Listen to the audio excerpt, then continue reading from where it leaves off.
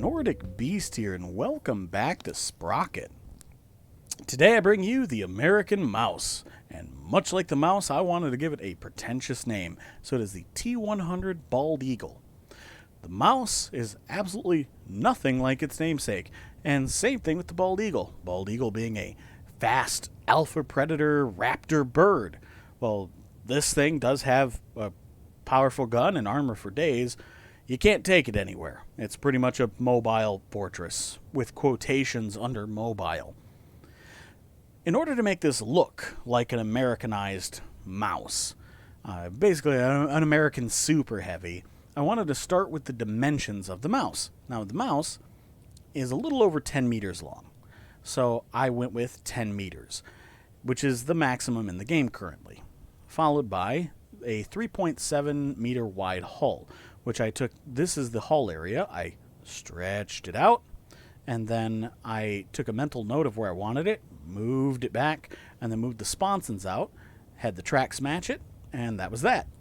Then I put in the same suspension, the interlacing suspension wheels and such as the mouse, because this thing needs to really spread its weight out, as it's 189 tons. The mouse is 188, so this thing's actually a little bit more. And from there, I didn't know what I wanted to do to make it Americanized. So my first thought was, well, what's the most iconic American tank of World War II? The Sherman. So I decided to make it like a Sherman bulked up to super heavy size. And I think that worked out well. That was a good way to go with it. I started with the front plate. Now, the front plate, originally I put in, I think it was 54 degrees of angle, and that was the early war Shermans, and not the late war Shermans, which, of course, have this solid plate. This is actually 46 degrees, like the later Shermans, because the sharper plate, they didn't have enough room in the hull for the crew, so they had, like, bulges, which are huge weak spots. So you literally had weak spots where your crew was. Oh, goodness me. But the later Shermans, they made up for it by making thicker armor. So I went with that, and then the ass end of this, originally I had angled and like this whole area here cut off, and it looked like an IS-6, and I'm like, oh, that's terrible. So I squared it off and left it alone for a while, messed with the rest of the tank. I decided to go with a rear-mounted engine, like the Sherman, instead of the semi-front mounted on the mouse, and a front transmission and sprocket, like on most American tanks in World War II. After the war, they changed it around and put the transmission and sprocket in the back to make a full power pack of your engine and transmission. But for this, it worked out well, and I think it actually took up space in the vehicle when I did the switch, which I think is pretty cool, like if they actually calculated that in. Now, as far as the turret went, originally I had a smaller semi-round turret, and it didn't quite look right. It looked weird. I wanted something more Sherman-esque as far as the turret went, but I didn't like it. So then I made a square turret where the front actually matched the back. And it was flat, and everything was 140 millimeter at the time, which I'll explain in a moment. And Panthers were shooting through the front plate. I'm like, all right, this is unacceptable. This is, almost 200-ton tank. Panthers should not be shooting through it. So I angled the front plate, and it's gone through a couple of different design iterations, but this is the final one. And then I elongated it to make it about the size of a mouse's turret. Now, the mouse actually has, from the side, it's like a rounded shape, like this mantlet here. It's rounded, and huge mantlet on that, which I can't do anything other than this, so I'm just kind of stuck with these mantlets. And overall, I feel that looks mouse-ish as well. A little less Sherman, more mouse. But I'm finally with something that I actually like. So once I had the turret done, I then started working on the ass end again, and I actually looked at the mouse, and for some reason I thought the mouse's tail end was vertical, and it's actually angled. So I went with an angling.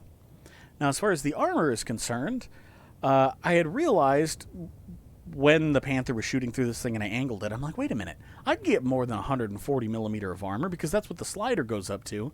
I know this because when I made the Wiseman tank, I typed it in and got 152 millimeter.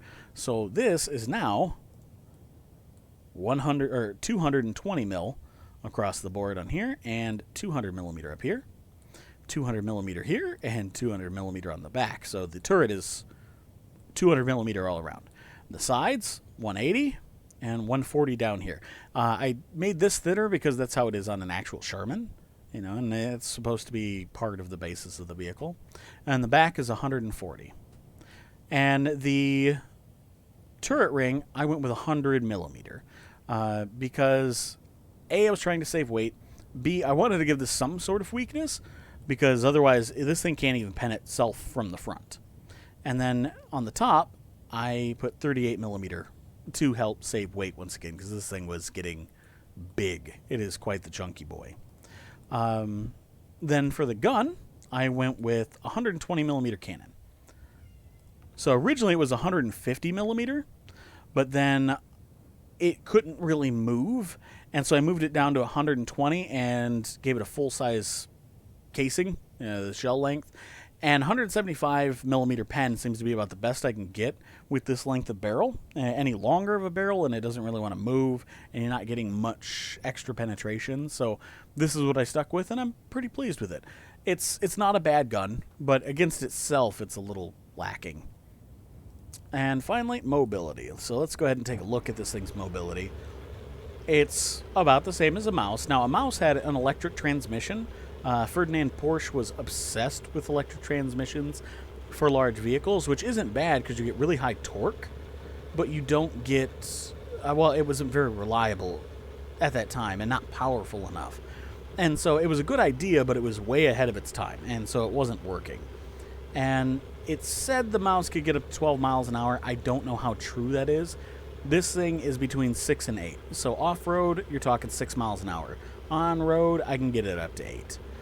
And then the cannon has a little over 13 seconds of reload. So let's go ahead and bring in, real quick, sorry, wrong button, a Panther. Which, if it shoots at me, you'll see the bouncy shot here. Ooh, hey, you actually took that shot.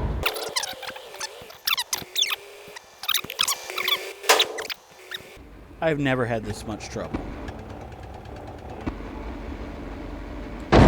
Thank you. All right. That took about 4 tries, I think. Now, the Panther is a pretty big medium tank. I mean, it is a sizable vehicle. It is actually bigger in dimensions than the Tiger 1. So you get an idea of how massive this thing is in dimensions. Now, I showed this thing to the wife, and she's like, well, it proportionally looks like a Sherman. But she ended up calling it the cheeseburger mouse. I love that. Now, she's not as well versed on vehicles as myself, but this does have, she's right, the proportions seem like a normal vehicle, and I couldn't give her a sense of scale, so I thought I'd show you guys that. Now, okay, I hit spacebar, and it didn't take me back. So that was weird. The game locked up on me. That was the first time that's ever happened. Didn't want to go back to hangar. When I quit, it didn't want to quit, and I had to Alt F4 the game. Well, once again, let's go ahead and chalk that up to early access. So, but yeah, that is my American mouse. What do you guys think of it? Do you think I really got the aesthetics, or could I have done more? Personally, I feel this one is done. The only thing I might change about it would be the transmission to try and get better anything out of it. But honestly, I wasn't expecting much out of the transmission because it's a goddamn mouse and doesn't want to go anywhere. But if you guys enjoyed the video, please hit that like button, and I'll see you guys next time.